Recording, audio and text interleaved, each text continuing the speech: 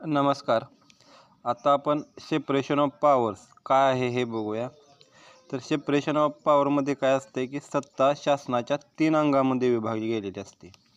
शासनाची 3 अंग कोणती? एक आहे कायदेमंडळ, त्यालाच विधिमंडळ म्हणतो, त्याला इंग्लिशमध्ये लेजिस्लेचर. दुसरं आहे कार्यकारी मंडळ म्हणजे एक्झिक्युटिव्ह, आणि तिसरं आहे न्यायमंडळ ज्युडिशरी. हे आपली शासनाची 3 अंग आहेत वेगवेगळी, त्यामध्ये सत्ता विभागली जाते. आणि कायदे मंडळाचं काम काय असते? कायदे बनवण्याचं काम. कार्यकारी मंडळाचं काम काय असतंय? ती कायद्यांची अंमलबजावणी करण्याचं काम. आणि ज्युडिशरी त्यांचं काम काय असतंय? कायद्याचा अर्थ लावणं आणि न्याय देणं. आता ही शासनाची 3 अंग आहेत ते हॉरिझॉन्टल लेवलचे आहेत, त्यामुळे ती हॉरिझॉन्टल विभागणी असते. आणि हे कशासाठी असतंय? सत्तेचा गैरवापर रोखण्यासाठी, सत्ता एकाच ठिकाणी केंद्रित होऊ नये यासाठी, आणि लोकशाही मजबूत करण्यासाठी. अशा प्रकारचं सेपरेशन केलेलं असतं.